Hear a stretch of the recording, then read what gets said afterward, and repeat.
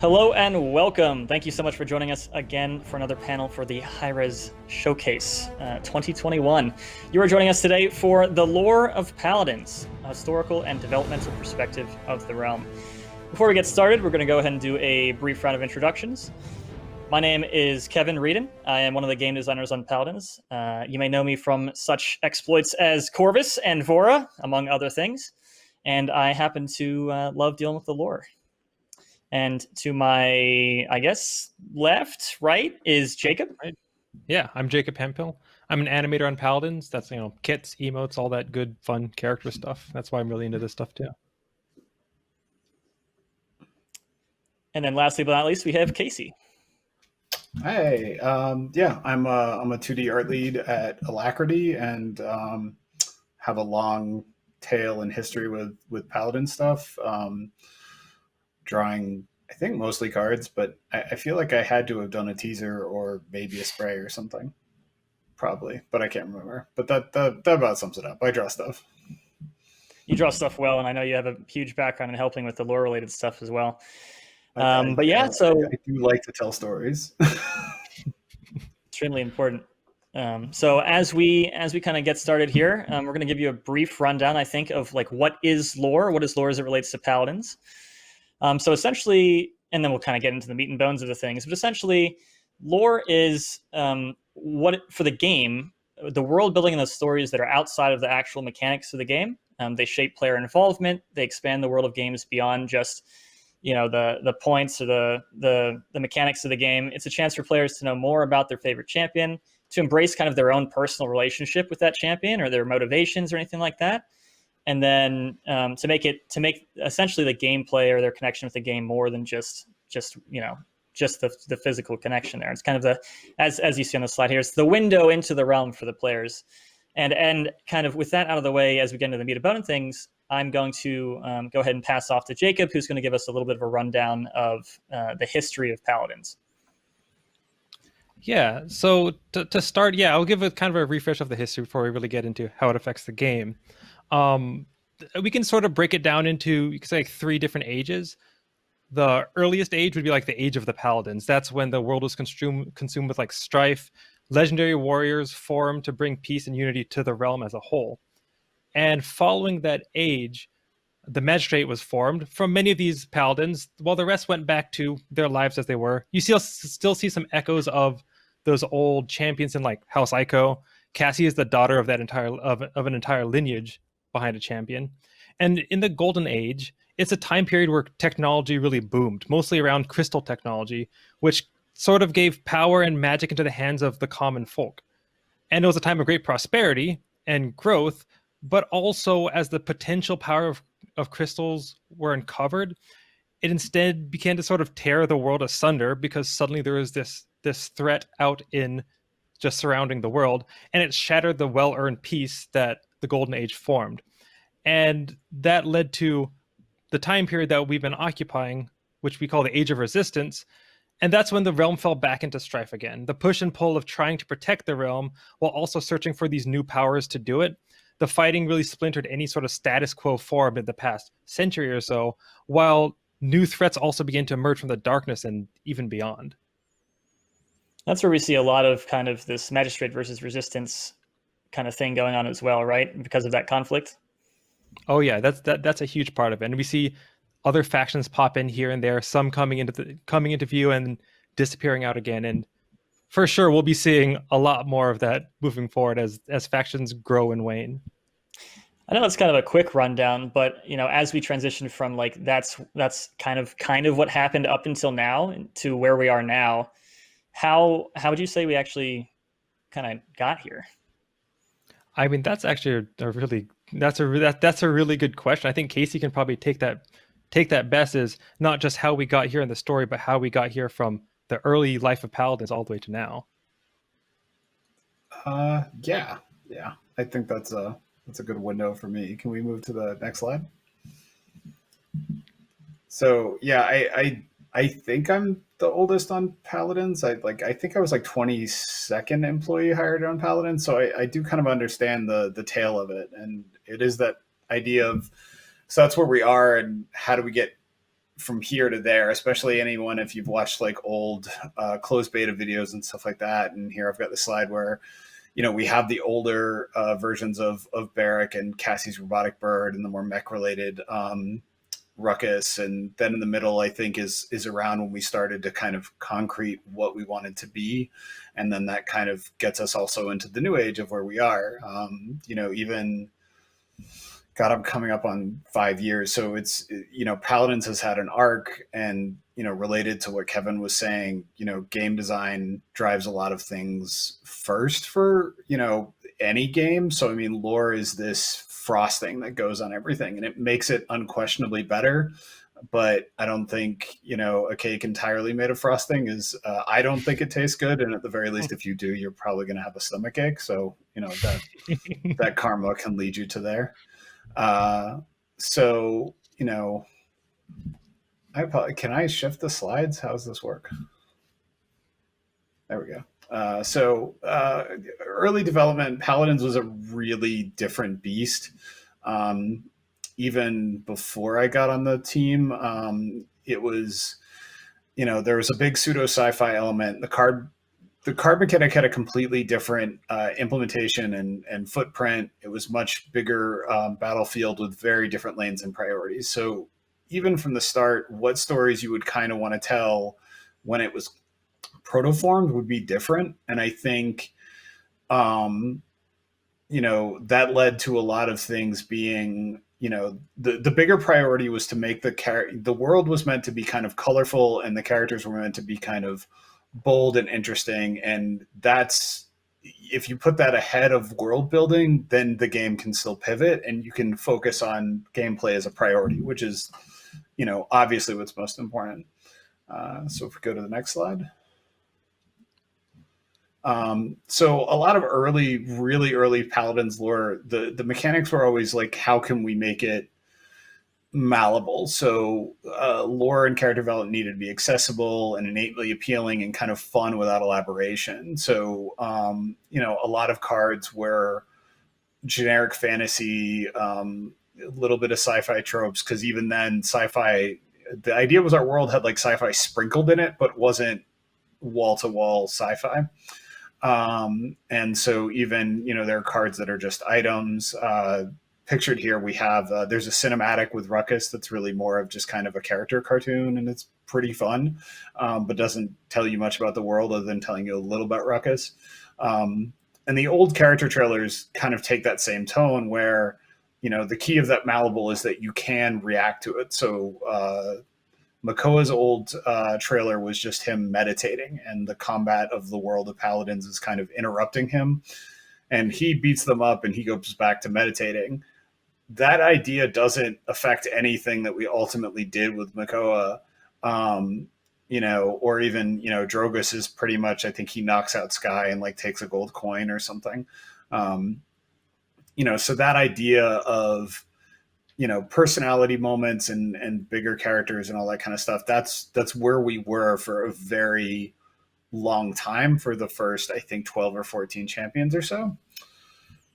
It also seems like there was a lot of focus on, especially for cards, kind of I don't want to say generic, but like applicable to any situation, kind of art or kind of naming. Yeah, right? I mean, yeah, and we'll get to some of too. Is like one of the things that happened is things happen fast in games. So, you know, there was a lot of being able to, you know, like you would have to get in a serious Wayback Machine to know this, but you know, Paladins had at one point, there was a plan for a burn kind of card mechanic. I don't even know if it got prototyped. You know, so the idea that character cards could even be generic enough that you could give them to other people. You know, we'll get to talking about when the champions kind of got in the cards and then when they kind of, you know, officially got in the cards.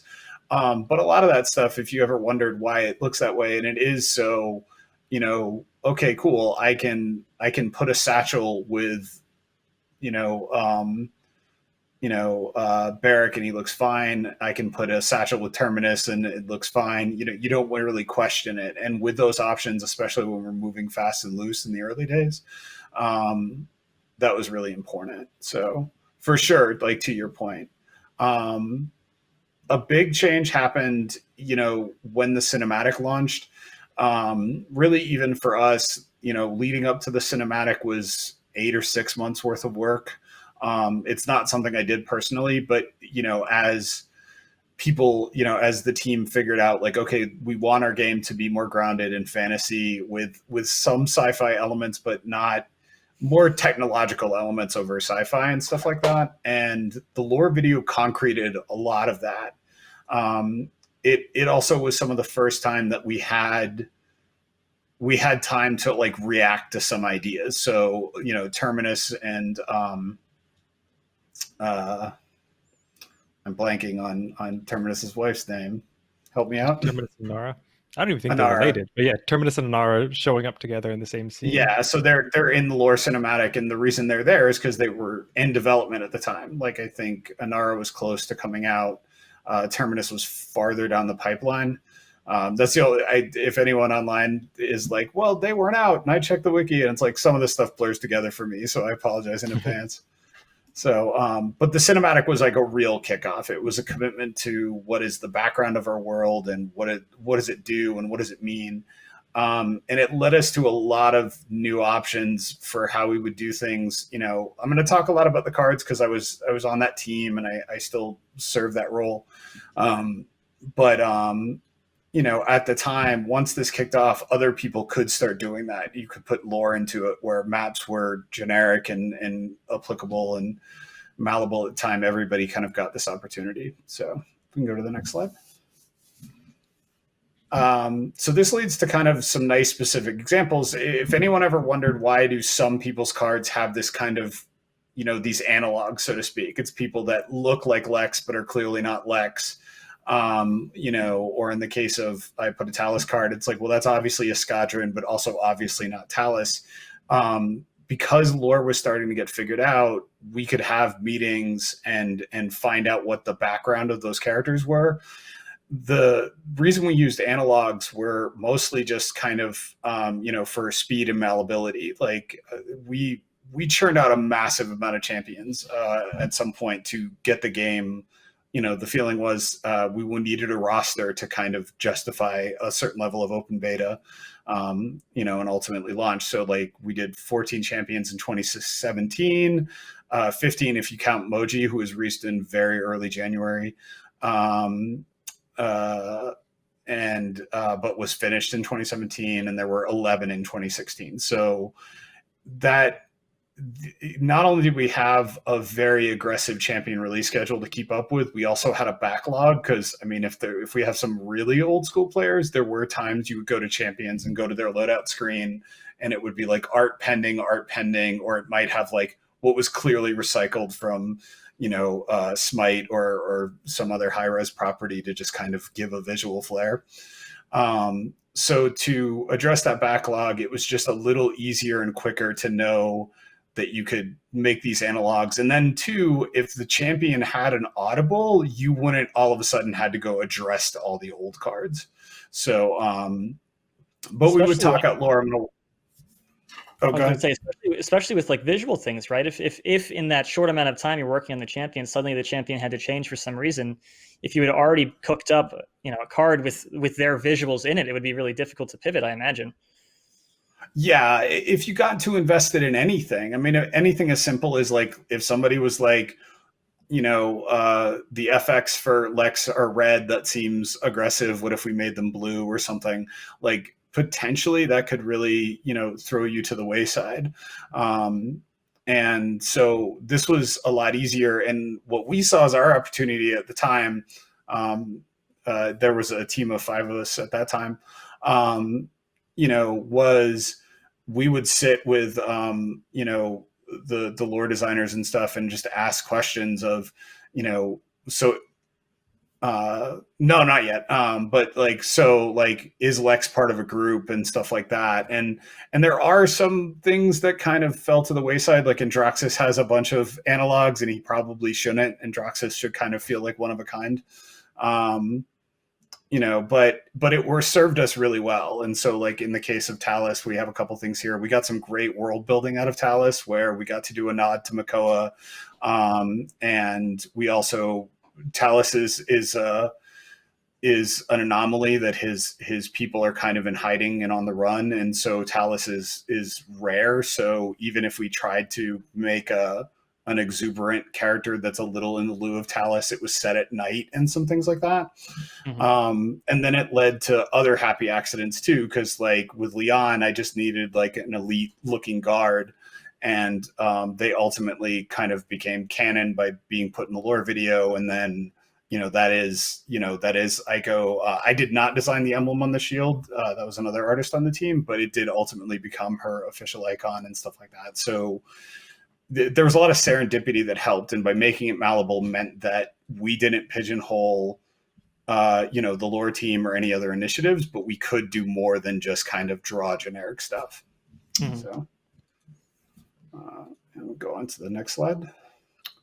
So, and that kind of led us to, getting into some longer arcs, and because there was a plan. So I think it's kind of well known at this time that, this was kind of a proto-Karn. It isn't ultimately exactly how he looked. I think that, if someone was like, well, how's that work in lore? I would just go, oh, that's an older version of his armor or something. But it did let us like have that runway to do cool stuff. I'm mixing up my K names. Khan, ultimately led the Ascension Peak, and then this last image is from a teaser. That was significant because Genos had launched. I think he'd been out for a minute. I don't think he was super new, but by getting to aim an old character or a new character at an old character, that was a really significant thing in trying to develop fan service and stuff like that. So go to the next slide.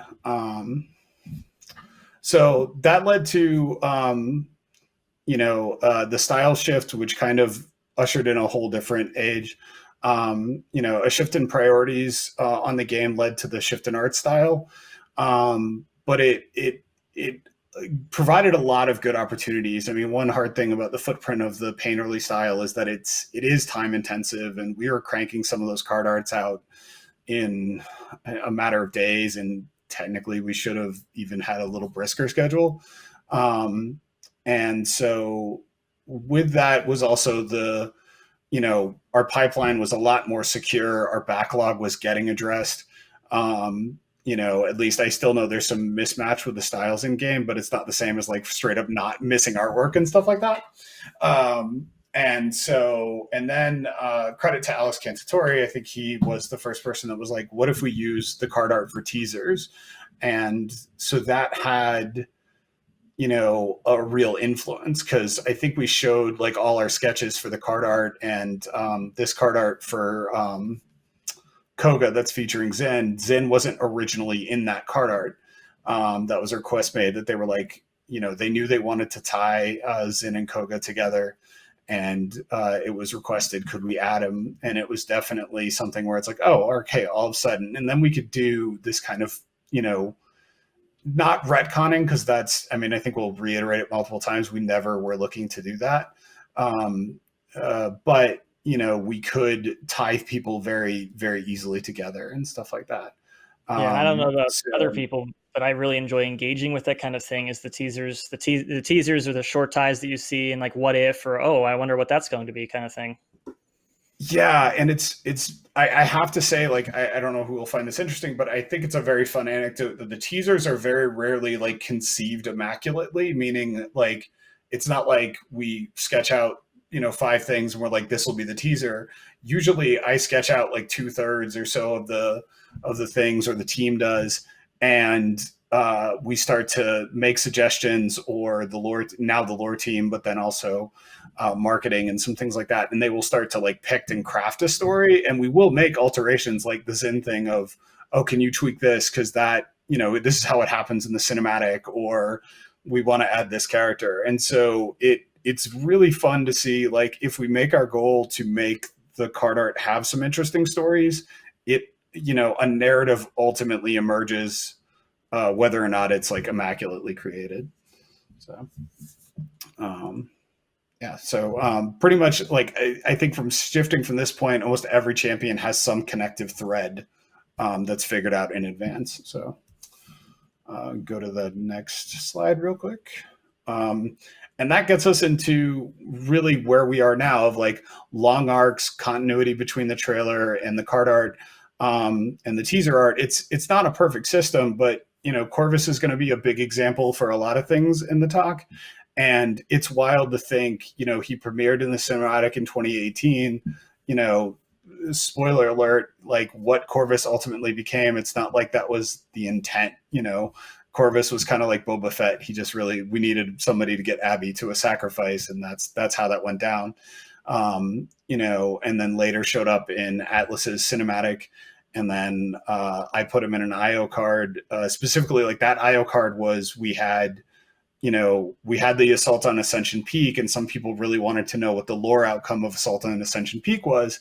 So we, you know, with IO, I was like, well, we can include it in the card art so they kind of know like she does ultimately win against Corvus, and that led to you know, Rom's cinematic and Rom's card teaser. And at that point, even, you know, there was some nice serendipity with those where, you know, at that time I was working across from the people working on the cinematic. So, you know, although it's not perfect continuity, we can, you know, kind of explain what we're thinking and what's going on. And it was pretty great. So, and of course, all of that, you know, leads us into the next, which is ultimately, you know, Corvus's big reveal himself, which can have all kinds of nods to himself and potentially what is next. And, you know, that's when all of a sudden we started to see like 6, 7, 8 month and longer payoffs. And so that was really cool. I do, before we kind of move forward with some other things, I do want to make sure to mention, you know, 2D's my bag. So that's these samples I included, but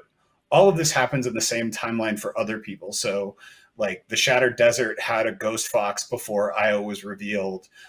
Time portals started appearing in the lobbies and in the maps before Atlas is revealed. Magistrate Archive rework was in Corvus's cards, knowing that they were going to launch at the same time and stuff like that. And so definitely, I think a per meeting, it shows where like the passion of the team wants to see these things happen as much as the fan base. But I hope that explains a little of like how the game evolved and allowed us to do more and more of that kind of stuff. Which kind of brings us to like where we are now, right? So we learned a little bit about, if you want to go to the next slide real quick, we learned a little bit about like how these long arcs, the stuff that we put in earlier, especially as we pivot from certain priorities to other priorities, puts us in a position to talk about some other kind of aspects from each of our disciplines about, you know, how they connect to lore, how they connect to game development, how lore connects, informs both, you know, those parts of the game, and our, you know, in turn is informed by those aspects. So I think we're going to do kind of a brief split up where I'll talk a little bit about from the game design side, and then Jacob and Casey will also be able to talk about how lore impacts and is informed by what they do. So I'll be talking a little bit about why the kit matters, why, you know, how it defines character, and how we need gameplay and fun factor as well, and how that ties in with the lore. So as we kind of mentioned, Corvus, coat guy, the guy with the knife is kind of our kickoff point, right?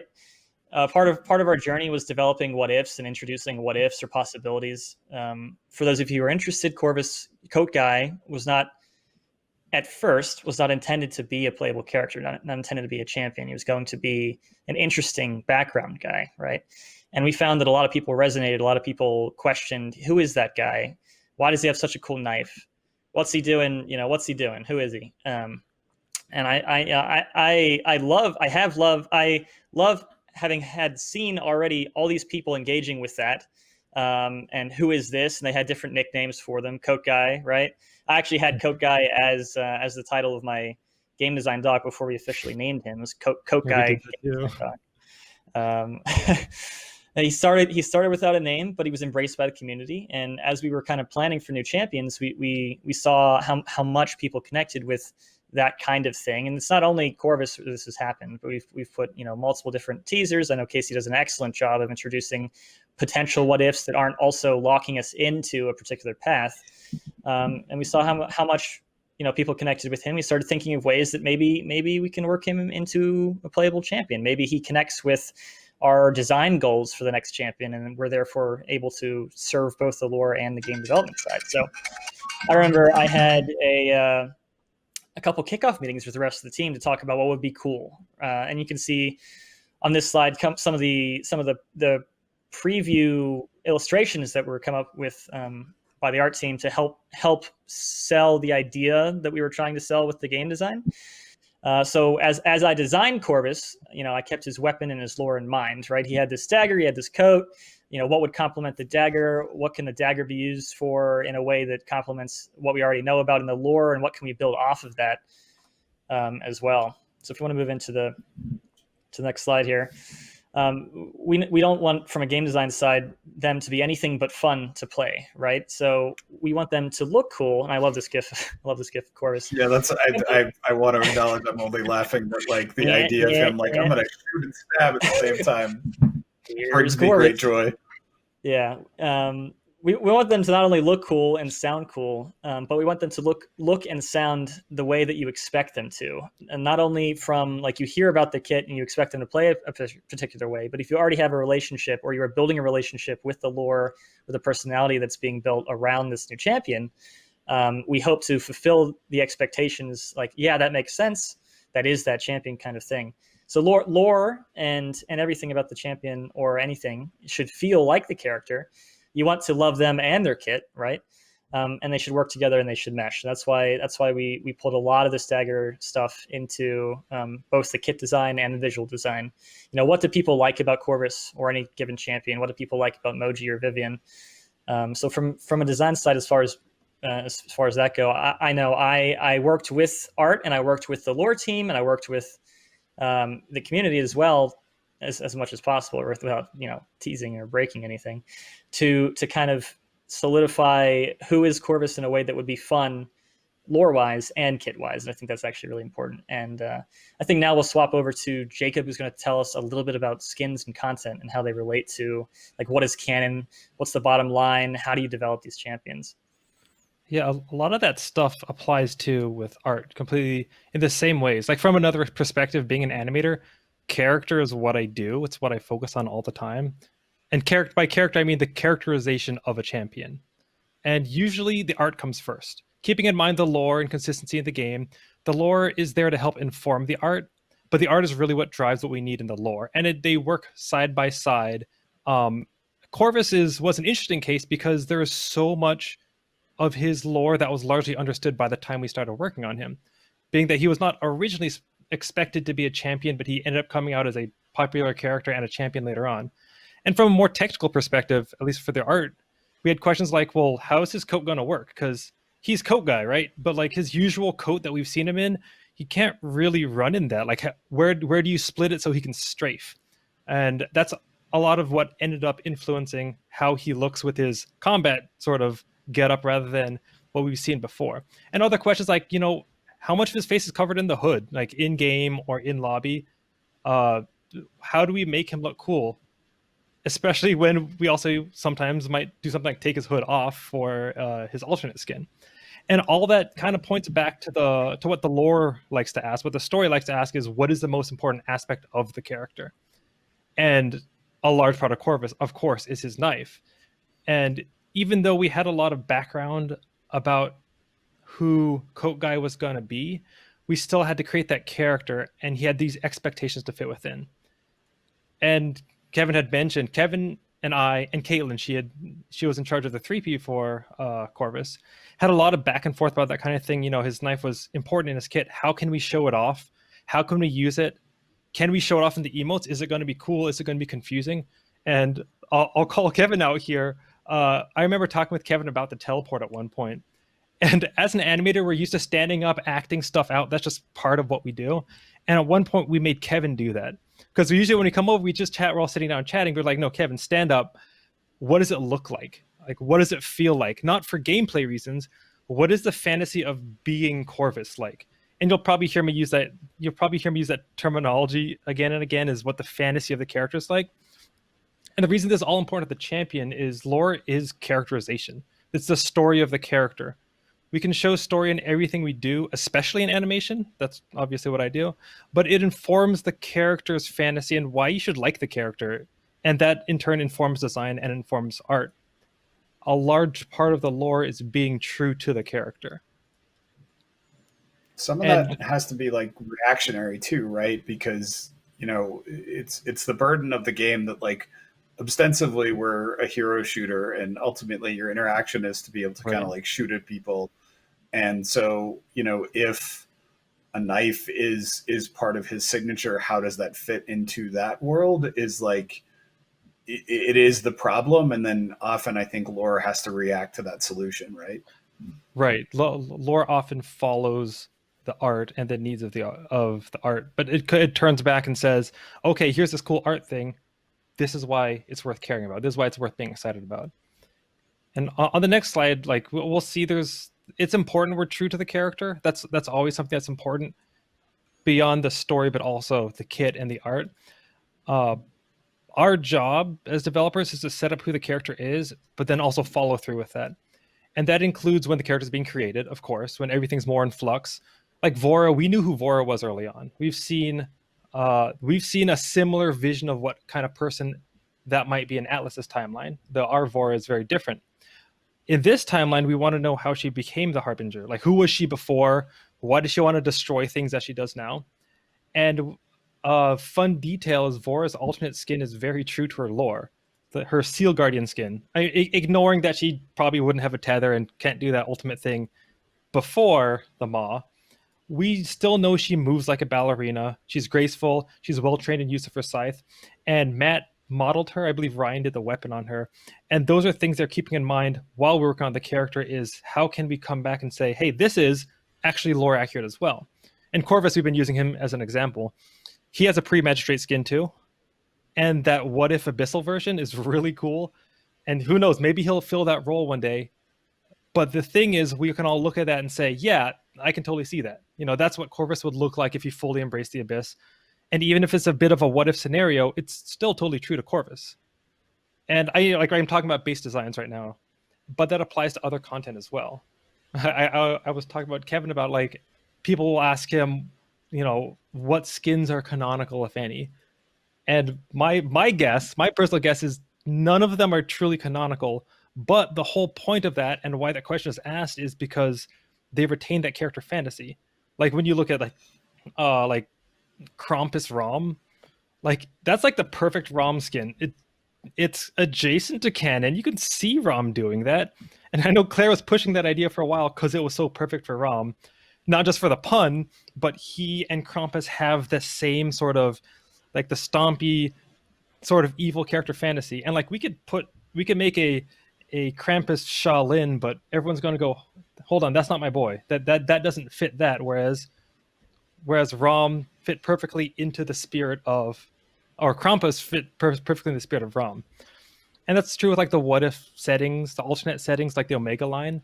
Take like Dredge, which is like that's my favorite Dredge skin. He still looks and feels and acts like Dredge.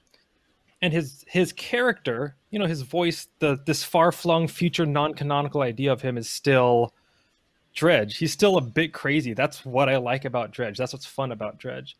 And it's a twist on the champion, but it's still the character. I think I went on a bit of a tangent there. But the point being, we make this content for the players, and being true to the character, and that's the lore and who the character is and how they feel, means that your favorite content matches the reason it's your favorite character.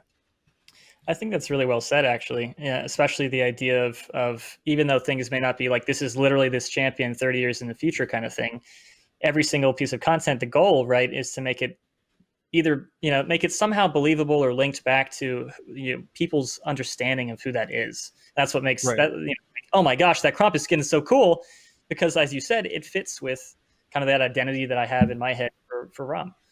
Yeah, that's what's fun about Rom. And that kind of ties into my next slide of, you know, we all on the team have our own favorite champions too. Like that's kind of the thing, right? We have a pretty diverse team on Evo Mojo, not just like ethnicity, background, gender, and stuff like that, but also the kind of media we consume, the kind of content that we individually like. And we know that not every champion will be for everyone. but every champion will at least have like an advocate for someone who likes them. When people are excited by something, that's a really good sign. That we've definitely learned you want to engage with the people who are passionate.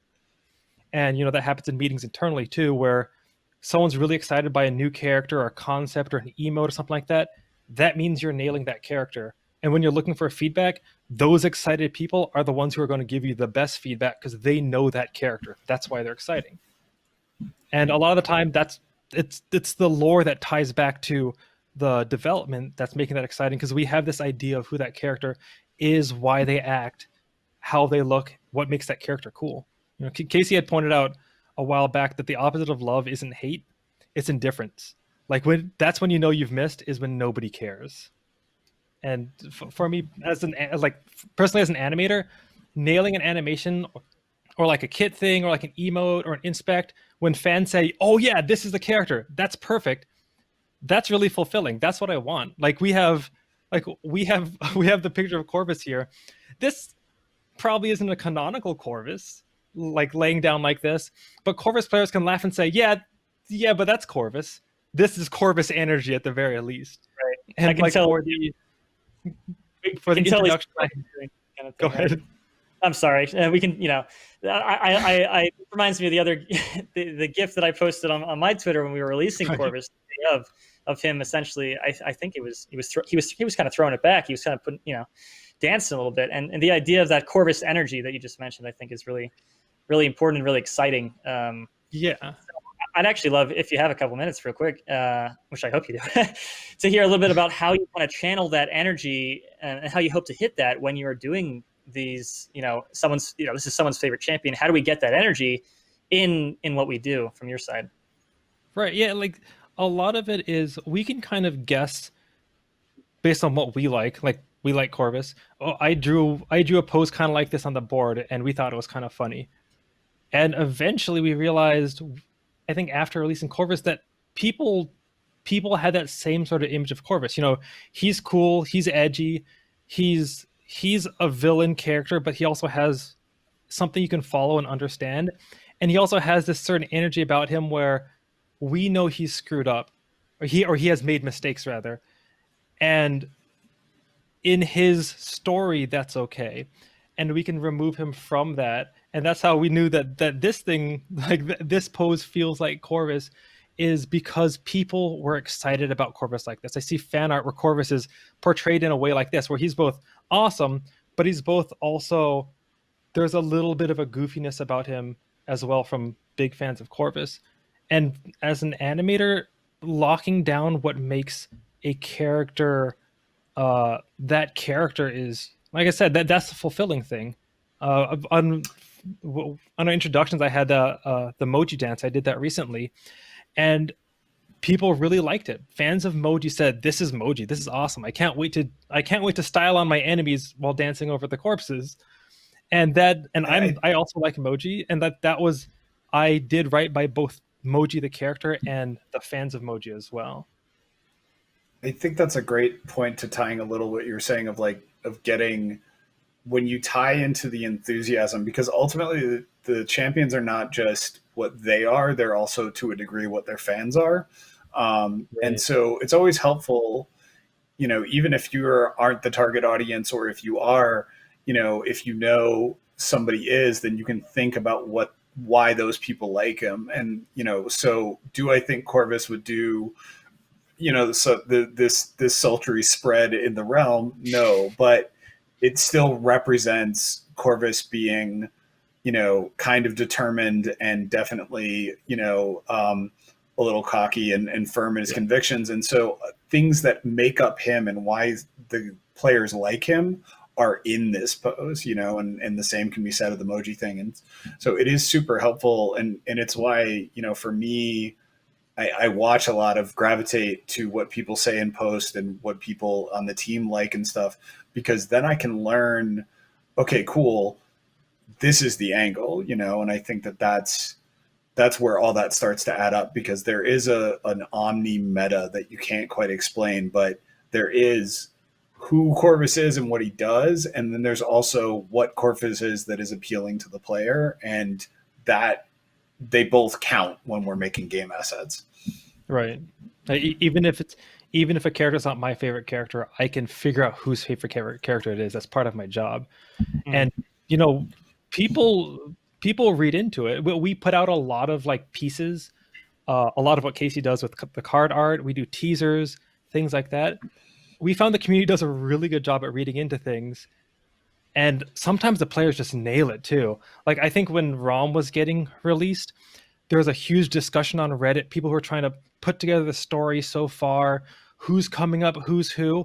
And there were some posts that like got everything, including the finer points. And we wanted to go like, yo, you nailed it. And of course we couldn't, not until release. But that's really satisfying when the lore pays off, because there's a ton of that stuff hidden away, because thought goes into every painting, every animation, every model. There's thought at why we make all these little decisions. And when someone's excited about a favorite champion, that means we made something worth being excited about. For sure. So besides just the animation side, what else goes into kind of lore? Like, are there other aspects? Maybe we can hear even Casey talk about how his work with the card sets has gone into kind of creating the lore, especially the teasers. We use them as teasers now. Yeah, sure. We can go to the next slide. I wrote up a few points trying to kind of, hopefully before the long spiel gets to how we got here, because, ultimately I think some of, I think Evil Mojo and Paladins have always benefited from the passion of the team. And so when you can kind of see an opening to do a little more, you can seize it and take advantage of it. And in the card art, there were some big opportunities that started to merge as they started to develop the teasers and stuff like that. So I thought I'd go over what, some of what those emerging things were and how they manifest in the game, and then hopefully how they get back to the players.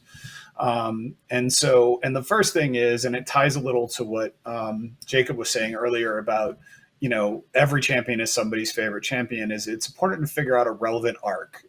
Even if it's not literally told in a cinematic or in the card art, knowing what the heart of a champion's story is, I think helps you figure out the appeal to that character, especially if the character is not innately for you or this, that, and the next thing. I think that's how we all learn how to empathize. So, IO is one of the more ambitious arcs within the card set. So I included this, and so if you were to ask me, Io's arc is finding herself amidst a catalyst, essentially. That's her arc, is that she loves the realm from afar, and then she's kind of destroyed in this way where she's a little incomplete. There's these people that love and worship her as she tries to influence them, but she's not quite herself as she was. Ultimately, they're in a moment of peril, and Io, kind of accepts that she can't be the form she was, when she was in the sky and all this other stuff, and accepts that she's now this split form between herself and Luna. The ending shot is kind of, she is in sync with herself. She can look at what she used to be, meaning the Shattered Moon, be herself here in the realm and find acceptance. And that's her story. And honestly, I think pretty much after Atlas, I try to kind of figure out what everybody's little story is, even if it doesn't kind of come into play. The analogy, and I'll probably hit it again later too, is I kind of view the card sets of like, this is the anime, so of all these characters. So, what is their story of, because all the card art should feel like they are the main character of their own story, because ultimately, even if the lore, champions will have like successes and defeats and stuff like that. But in this moment, I think they should go through a challenge, come out changed, but for the better. And that's how the player should feel. A couple quick examples of, Atlas to me was, a tragedy. He's a man fighting for a future that even if he secures it, he'll never quite get to experience it. There's a lot of sacrifice even in victory for Atlas. Corvus is a fanatic or a zealot who truly believes in his goal, and he's on a string of losses. And from his vantage point, through his efforts or his the magistrate, it's like, how can he find renewed vigor and commitment to ensure the future of the realm, which he believes in wholeheartedly. And so Corvus has mistakes and all these other things, but if you play Corvus, either you like what he's gone through, or you like who he is, or you understand it, and hopefully that arc plays to both those sides. So that's one of the first things I try to kind of figure out and guides me through the rest of it. So, after that kind of goes into some of more fan service territory. And if we can go to the next slide. So like Cross Pass is definitely, I don't know when it emerged, but I guess it probably with that Zin card, but it's definitely one of the second things I'm always trying to keep in mind is I definitely loved like on ROM fitting Saris in there. And I really wanted to see like, can we give lore and fan service love to older champions and new stuff in ways that doesn't feel tacked on or retconny and stuff like that. And ultimately it's worked out very well. And so that's always, I usually have a backlist of shorthand of like, okay, well, for this first example, like Corvus is on the outs with the magistrate right now, but he's still tied to them. I definitely knew that he would have, I wanted Vivian to be in his cards. And this goes to another good point of, once again, why people have to be their main character is I think originally I conceived of having Vivian kind of like mocking him somewhere, or he was walking along with all his plans and she was kind of smirking at him. And I junked that idea because I was just like, I'm like, well, that doesn't quite fit. Like Corvus is, arguably I could see Vivian like seeing Corvus as useful, but not liking or trusting him. And I could see Corvus not trusting her without question, because that's her modus operandi. But they are the same type of people that the end justifies the means. And then getting Terminus as a third was really great. And that was fan service for me because I like Terminus. But that's how that goes. And, on the next example, like the moment we had our first Tigron, I'm like, Maeve has to be in there. And I'm super proud of the Maeve call out card because the team felt very strongly that like Maeve wasn't going to be a direct relation. She wasn't going to be a love interest or a brother or a sister or any of that. And from a background standpoint, they have nothing in common. They're just the same species. And so I thought of this idea of, before she kind of took to the streets and became a bit of a ragamuffin or whatever, to sound like I'm 100 years old. But, I love this, and I loved nodding as if like this is where her affinity of knives started and all these other things. And then the last one is just an easy one where it's like when ROM came into play, we started to have, to me, I'm like, we don't have a proper faction till we have 5 people, but we're close. So I wanted to have like Saris, Dredge, and Rom are definitely kind of on the same team or faction. And that's a great way to confirm it. And some characters have a lot of connections to people, and some characters are just loads of fun, like Bomb King and Tiberius. But like finding ways that they still can tether to each other, I think it's how we can continue delivering fan service to the community and get you jazzed. And also, I mean, if you're me and I'm a dedicated Ash main, it's like maybe I'll see Ash again. You know what I mean? So that's one of the second things that I usually go to. So up next, this is probably my biggest rant, is that I think the coolest thing about Paladins is that we get to tell our story in real time. I always kind of, first of all the card sets have past, present, and future, or near future, I should say, of the champions, and even that shifts. So when Io shot Corvus in her cards, that was the present, but by the time Corvus comes out, that's now the past. And I think that makes this great, amazing web for the, fan base to experience and enjoy. And I've always kind of viewed it like it also lets our story keep telling. Like in my mind, Io's temple was attacked in the summer because that's when she dropped. Rom's rampage came in the fall through early winter until Tiberius stopped him. And I think being able to tell a story in real time, it allows interactive moments for our fan base. To what Jacob was saying, it is one of my favorite things when, and I'll totally fess up, like it's in here, the card with Ceres's orb and his table. I tried to put a lot of red herrings and I tried to put other stuff. And in that card, I learned my lesson. Like the community will never not figure it out. It's just a matter of when. It's a matter of when and where they will put the pieces together, because in the background, there's a proto map that has the indication of Io's temple and stuff like that.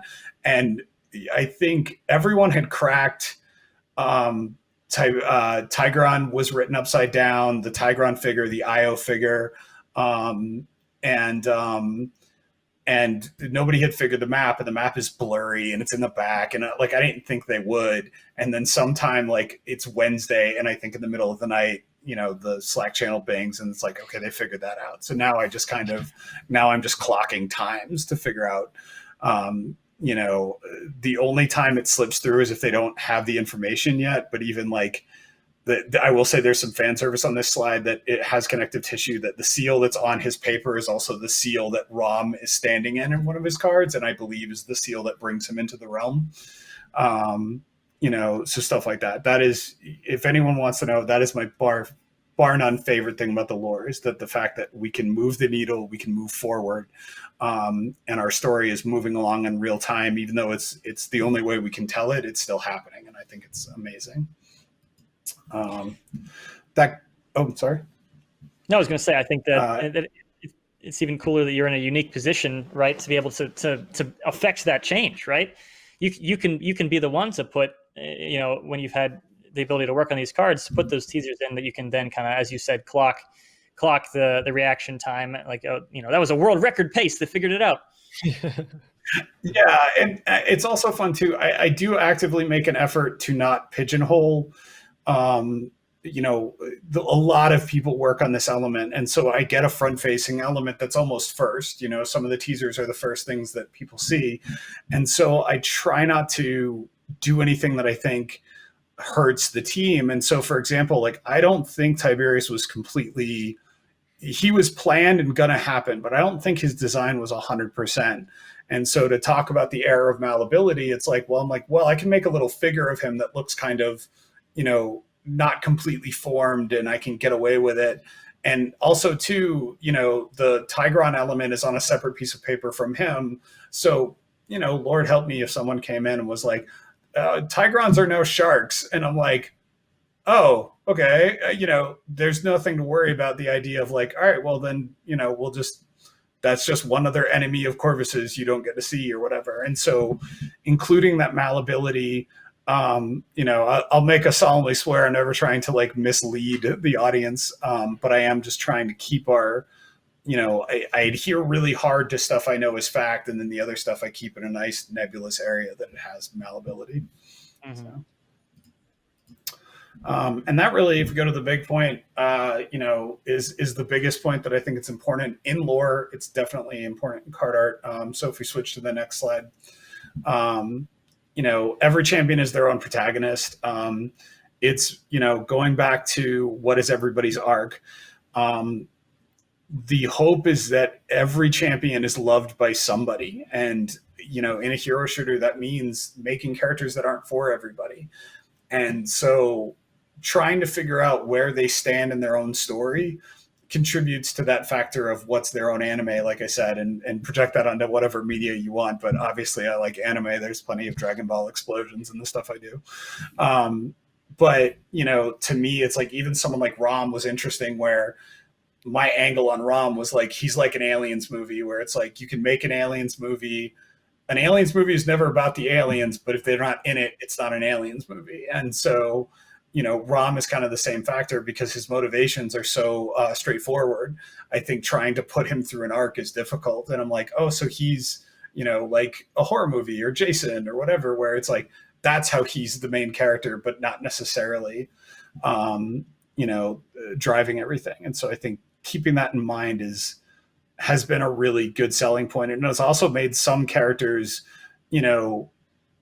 become appealing to me, because there's a prejudice, and I think we can all agree, is like when it's protoforming, you're like, this character should be named this, or this should be their weapon. And when that doesn't happen, because you feel like, there's a perfect version that's fading from existence, you may not ultimately relate to the final the way you did originally. And I think remembering this protagonist is how I find passion for the characters through all that. And then eventually I kind of fall in love with them all over again. And even if a character wasn't for me, I like to think I still represented for the fans that are, that's their main.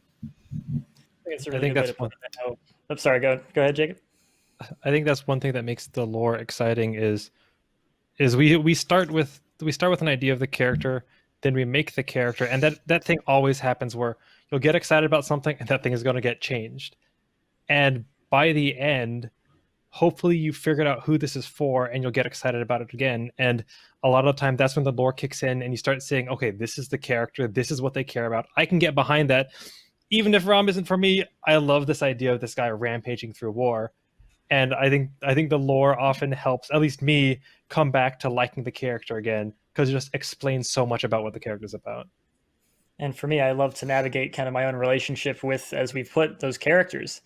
And speaking of characters, I think we have at least a couple questions about some of our characters, and I think a couple about some other things that we can hop into before we wrap up here. So I think we are on to our question section. If you guys are okay with it, I think I'll go ahead and take this first one, and then we can kind of trade off from there. So this one is from Creepers YouTube, Creepers YT. Why does it show Corvus throwing a girl into a crystal on Atlas's book, and then when the darkness is finally released, it is just Vora unlocking the seal? Does this mean that Atlas coming back already changed stuff, or is this one of those things? I know you said just one question, but I'm curious. If the future we have the darkness as a champion, does this mean that Atlas has failed his original mission? So this is kind of a cool question because it can go into a lot of different things. So the long and short of it, and feel free to chime in, guys, if we want. We don't have too much time for each question, but we can go ahead and hit this real quick. The long and short of it is Atlas's timeline. To Casey's point, he sees sacrifice even in success. So his timeline is essentially, it has been consumed by the threat that is the darkness. We are now in a different timeline than Atlas's original one, and him coming back has not changed stuff so much as it is a new element in the current timeline that we have. So things would already have been and are already different than Atlas's original timeline. The Vora, as we mentioned earlier, the Vora you see in some of the card art for Atlas or for others is not the same character. Although, I mean, nominally the same person, but not the same actions and eventually not the same character as the Vora we have in our timeline ourselves. Yeah, I mean, it's like linked to the same entity, but it's not, there's nothing. I mean, one thing I think it's a good thing to understand is that the characters, in my mind, don't experience their world with the clarity that we do. So Atlas didn't per se know every element of what he was trying to change. My view is if he's in this apocalyptic history. And so, yeah, I mean, I think that's, I sorry if I derail it slightly, but I mean, I think it's important to always kind of remember that not only does Atlas innately changes things just by traveling through time. Like there's nothing, the moment he lands, butterfly effect and what have you, there's already something different in the realm than what it was in his timeline. So hopefully that answered for you, Creepers. We do have to move on a little bit to the next question. Keep on going. I can take this next one. Sure. Trey Cobain's asking, can we maybe expect a movie like CGI showcasing the whole lore story up till now in the future, like a whole movie piece? And I would love this. I think this would be amazing. And we do try to do our best with cinematics and things like that. In reality, a full movie that's an entire production, just like a game is an entire production. But I do know in the future, I don't know how much this is going to be spoilers, we are exploring other ways to tell lore. On top of just, bigger, better cinematics, our teasers, card art, and stuff like that. So expanding this is always something I think we are on board with. It's a question of scale, scope, and what are we going to put our production times toward? I guess. Yeah. I would also be for this. Moving on to the next question. Yeah, it'd be sick. Moving on to the next question. I think, Casey, do you want to take this one? Sure. I guess my main one is what actual foot slogging armies for both sides look like, more on logistical order of battle organizational side of things, and if that ever affects other character designs. Yes. I don't know, like, if you guys want to chime in for sure, but, things are influenced, by a lot of things, and whether or not some of them may be new things that we're discovering with a champion, but also existing things. So if we do a callback, like a good example, I guess, would be Tiberius has links to Ascension Peak and links to Genos's Monastery. So they share some things, but they don't share everything per se. So his people, and they're kind of somewhat nomadic. They still share some of the monastery and the isolated elements and stuff like that. So, the answer is yes, but how it elaborates on a case-by-case basis can be a different formula. You'll see sometimes harder, like maybe a soldier there or a guard there, and that can be fun, but it's also kind of in the background, but it does inform things. Yeah, I think it's worth remembering that people on camera, that is the playable characters, are supposed to be the most notable people. So that's why we don't see background characters a lot. But in like Leon's Guard we saw, that is showing some of the soldier background, but the most notable one is Khan. That's why he's playable. Yeah. Hopefully that answers your question. I think that's Asako Shura. On to the next one from El Geocatore, I want to say. Are we going to explore other places outside the realm, like other realms, the Abyss, or even the Pyre? That's a good question. All I will say is yes. And that's all you get. Okay. Right on to the next question. I can do this. Waileto 77. They ask, will we get more background for Valera and Karn? What's the reasoning behind them not being playable, even though we can play Zin, Grok, and Leon, who are faction leaders like them? That's actually a really good question. It's a meaty question. I guess I'll give a short answer first. We haven't seen Valera and Karn playable because they are major background characters. They are currently representing the two biggest factions in this sort of age of resistance. So keeping them in the story rather than putting in the forefront makes a lot of sense. But also, that's never say. I know at one point we said they'd never be playable, but never say never. We've talked about what if they were playable, what would they look like? And we have a situation where Corvus was never meant to be a character, but he went from purely a background story to actually affecting the current timeline. So maybe we'll see more of them. At the very least, we'll see more of what they do. But it's what's on screen at the moment and who's most affecting the story at the moment, not just in the background. Awesome. If you guys have any thoughts on that. Well, unfortunately, I think we're running out of time. So we got time for one more question. We can bang it out real quick. Casey, if you maybe want to take this one.